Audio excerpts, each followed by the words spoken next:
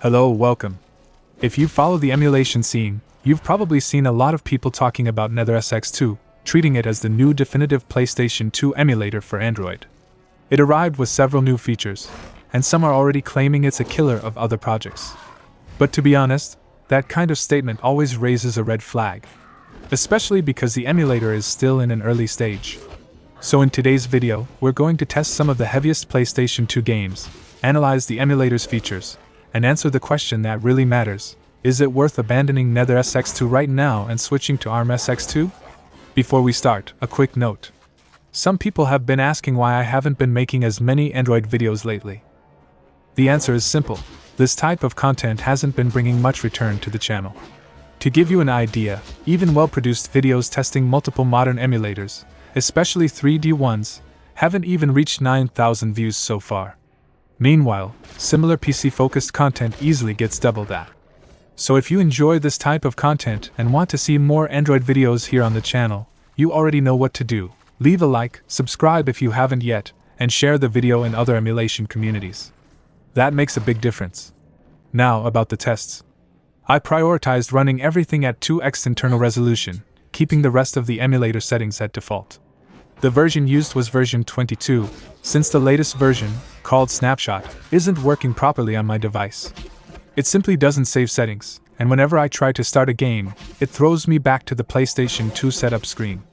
All tests were done on a device with a Snapdragon 8 Gen 1, with 8GB of RAM.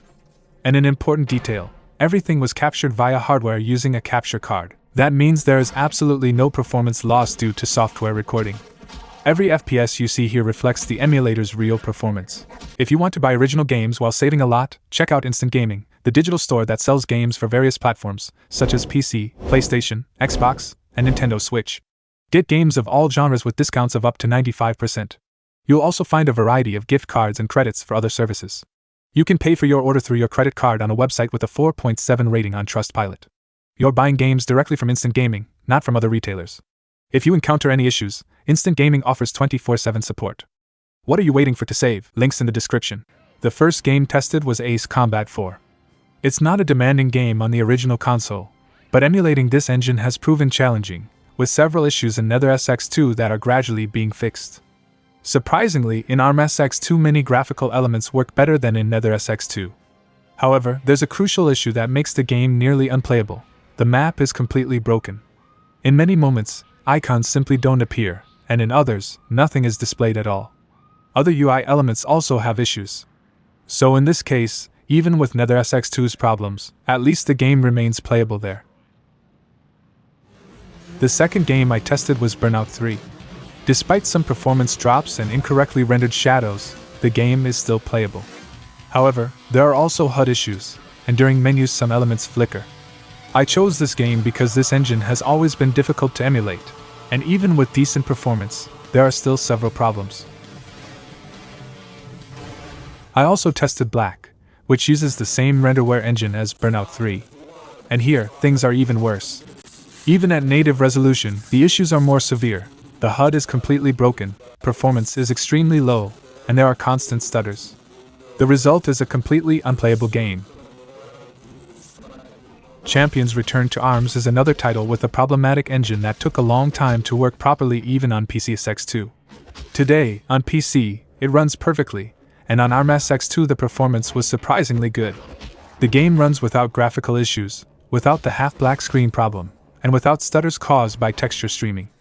I'd even say this engine might be running better here than on NetherSX2.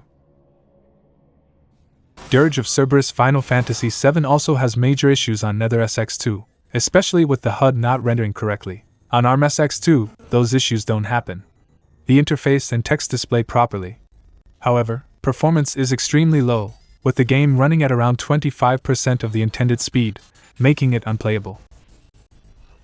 Crash Bandicoot: The Wrath of Cortex, which usually has fog rendering issues on Android, was a pleasant surprise. Here it runs well, without fog problems or other visual glitches. It may even be running better than on NetherSX2. In previous versions, God of War 2 wouldn't even boot. The game would crash a few seconds after launching. Now it runs, but only at native resolution. Even so, it's still not fully playable, with slowdowns in some moments. Meanwhile, on NetherSX2, I can run it at 3x internal resolution with all elements rendered correctly. However, there are still slowdowns in certain sections that affect immersion. Even so, I still recommend NetherSX2 for this game.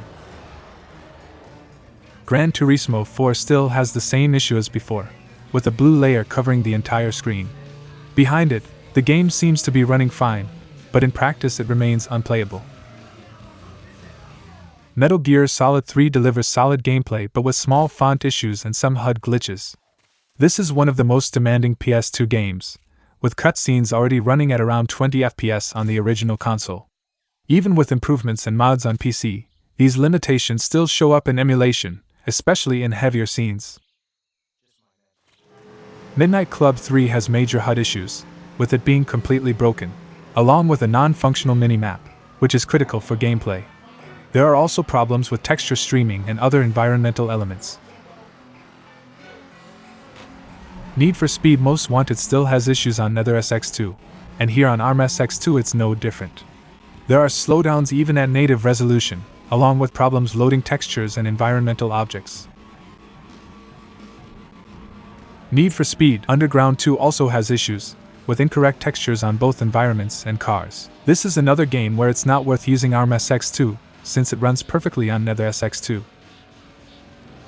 Conclusion: if you've seen people saying this emulator is already a game changer in its current state, the reality might be a bit disappointing.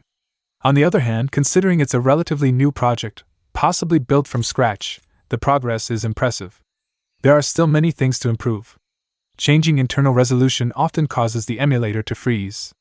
Switching APIs during runtime can also cause crashes. Some settings don't seem to take effect immediately, like internal resolution. In some cases, I had to switch from 1x to 8x to notice any difference, even capturing in 4K with a capture card. One feature that seemed promising was support for turnip drivers, something other PS2 emulators haven't implemented yet. However, in practice, it behaves similarly to Vita 3K. Instead of improving performance, it actually worsens it and introduces visual artifacts. I believe the project can evolve significantly over time. But for now, the recommendation is still to stick with the latest version of NetherSX2, which offers better compatibility and performance in most cases. Still, ArmSX2 can be useful in specific situations, like with Champions, Return to Arms. Because of that, it might be worth keeping both emulators installed and switching between them when needed. And that's the video. Thanks for watching, and I'll see you in the next one.